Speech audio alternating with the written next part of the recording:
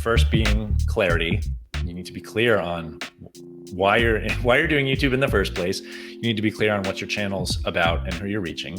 So in thinking about those and thinking about the reach that you can have with different demographics or different clientele or people that you want to collaborate with, you need to get clear on what's your niche. Are you strictly going on the route of architecture or landscape architecture? Do you want to branch off? Do you want to feature one of your hobbies?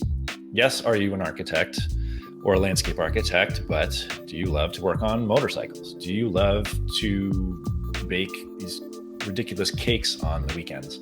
And you can create a channel, you can create a full-time living from those and just do architecture during the week, to be honest with you. It's that powerful of a channel. And then within that niche, who is your audience going to be? Are they going to be potential clients? Are you just looking for brand deals? Have you identified the demographic that you're going for?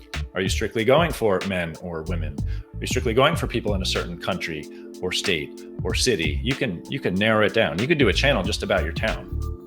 You really could. If you wanted to have that kind of reach and your firm wanted to keep the work as local as possible, you could simply focus your channel on your town, everything about your town, and you are the go-to guy. And I happen to be the best architect in town too. It all works together kind of seamlessly. And then once you've identified your niche and the people that you want to serve within that niche, what value are you bringing to them?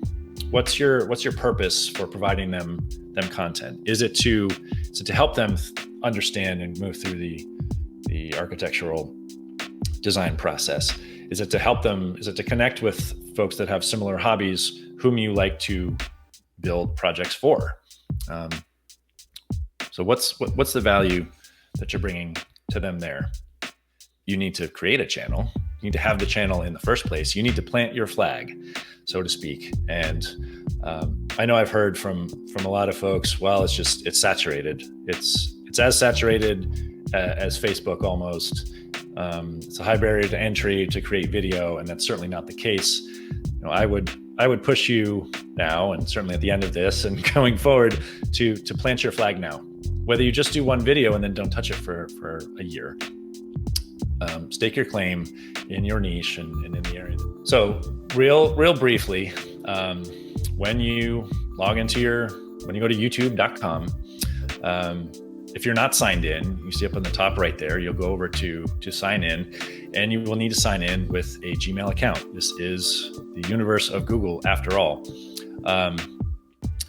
Or you can tie your own account in there. So if you're not logged in, you click on use another account or add an account, log in with your email, then you'll come up on the homepage of YouTube. And most likely the letter of your first name. If you haven't set up a channel with the logo, the letter of your first name will be up here in the top right. And you click on that, and here it will say create channel. Right now it says your channel because I'm already logged in as myself. But you'll go through and you'll confirm your email. You'll put in your name and perhaps a little more personal information, and then you'll need to input your channel name. Now you can change your channel name, so it's not the end all be all. You don't need to chew your nails to the bone for 3 days coming up with that perfect channel name, but you do want to take some time to think about it. You want it to certainly address your niche, and you want it to be catchy for your audience. You want it potentially to be searchable for your audience. What kind of questions is your audience asking?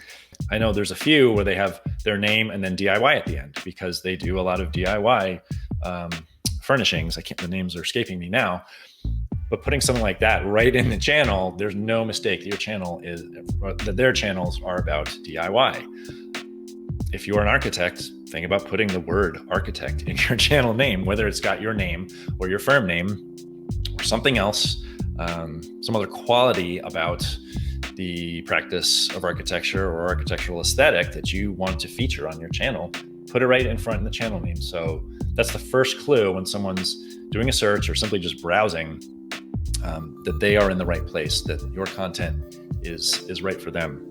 Next piece, and I'll click on my channel here, though this needs to be updated a bit. But the header image, and there are guidelines that the YouTube puts out for the size of this header image and where the words need to fall so that it appears, so that all that text appears on desktop versus on mobile. But that's all available through a quick Google search, obviously. You want that header image absolutely to have your picture. Even if you're only featuring cars, you want your shining face on there somewhere, because, well, think of the first 3 letters of YouTube. It's about you, and it's about connecting with them. It's about people connecting eye to eye through a lens, much like we are now. So you definitely want to have your face. After that, it's brand colors. If you're promoting your design firm, or you've got a logo for your personal brand, you've got the logo on there. And then you want to say who you help and how you help them. And then some other way to get in touch with you, whether that's a website, whether that's clicking for a downloadable PDF guide, as I have here. Those are the main elements, and you can get as fancy as you want. I would suggest that you don't get too cluttered and crazy, putting in every social media tag and everything about you and everything that you're going to do for them in that header. Keep it somewhat clean, but you don't want it to just be a picture of your city skyline and then nothing else, because when they click on your homepage, like they've got here now, they have no idea if they're in the right place. They have no idea if they want to continue to watch your videos. And then as you move down here, you've got the homepage, and they show different things. You click on videos, it'll list out all your videos. In this case, all my recent podcast episodes have filtered to the top, but I do have some more down there. Playlists are a thing where you can group them. In my case, all my podcasts are grouped into a playlist. So if someone wanted to watch 15 podcasts, they could. If you were doing a series on one of your projects, if you were doing a series on my favorite pens and paper, you could group those all together and someone could essentially binge watch them. Think of it as creating little Netflix channels where someone can binge on a particular topic and they can go one video to the next. Click on channels. These are channels that you want to feature. I think that's important. It helps with time on the platform, which also helps you in the algorithm. Again, we're getting into the nitty gritty, but it also helps to show potential viewers who you are and what you're about and who you like.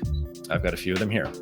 I haven't used this very much because I dig into the comments on the videos, and we'll dig in the comments later in these 7 tips. And then about, you do want to have a little about page. Don't write, a novel here, but again, clue them into who you serve, how you serve them, and what they can expect from your channel. Mine needs a little dressing up here. The other part of the homepage, which I am also planning to do, is that you can have an introduction video. And that's only for people who aren't subscribed to you yet. But when they click on your homepage, as you see here, it will bump these uploads down and there'll be a separate video. It'll be an introduction. It'll be a video introduction, not just this about text. So that's something that's important to have and that I need to catch up on. But that is a feature where even before they click on one of your videos, they can get to know you just as you.